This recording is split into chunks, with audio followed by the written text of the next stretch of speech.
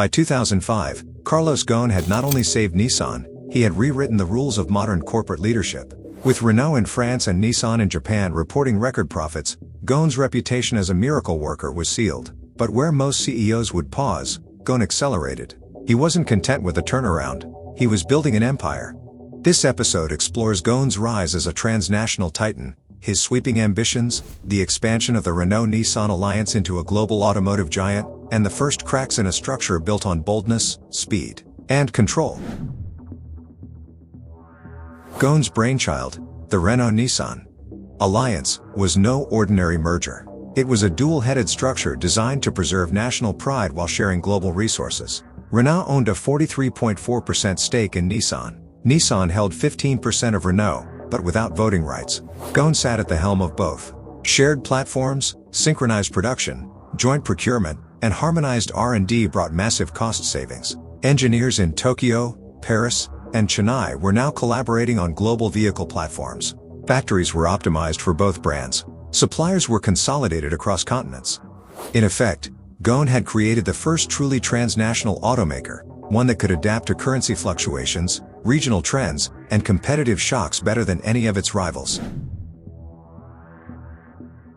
In 2005, Ghosn made history once again, becoming CEO of both Renault and Nissan. It was unprecedented.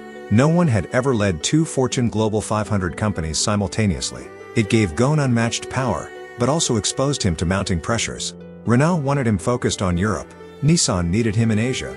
Shareholders questioned how he could serve two masters. Critics whispered of an imperial presidency. But Ghosn doubled down. He installed a matrix management system, delegated regional operations, and flew constantly between continents, earning the nickname Le Cost Killer in Europe and Kaikaku no Mao in Japan. Ghosn had his eye on scale. He knew that China, India, and Latin America were the keys to future dominance. Under his guidance, the alliance aggressively expanded into emerging markets. In Brazil, Nissan opened new factories. In India, the Renault-Nissan plant in Oragadam became a symbol of high-efficiency production.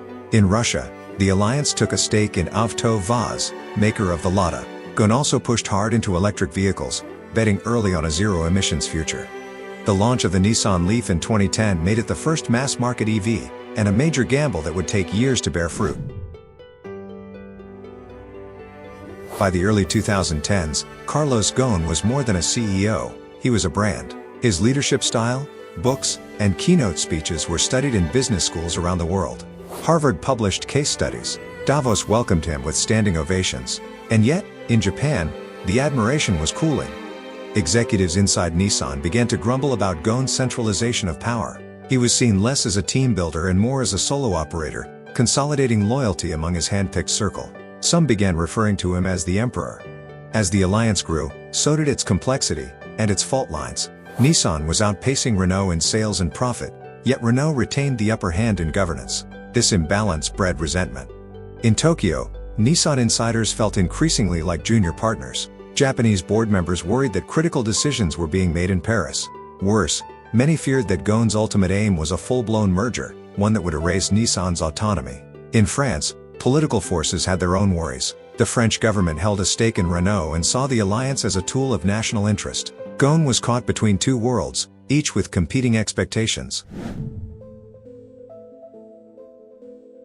Still, Ghosn pushed forward. His eyes were set on creating a third partner, Mitsubishi. In 2016, Nissan acquired a controlling stake in the scandal-plagued automaker, expanding the alliance to become the third largest car maker in the world.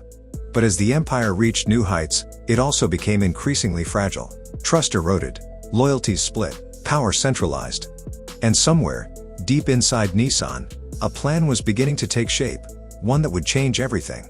Carlos Ghosn had built an empire few thought possible. But the very mechanisms that powered his rise, ambition, authority, audacity, were now seen as threats. In Episode 4, we explore the unraveling, the investigations, the accusations, and the shocking arrests that shook the world.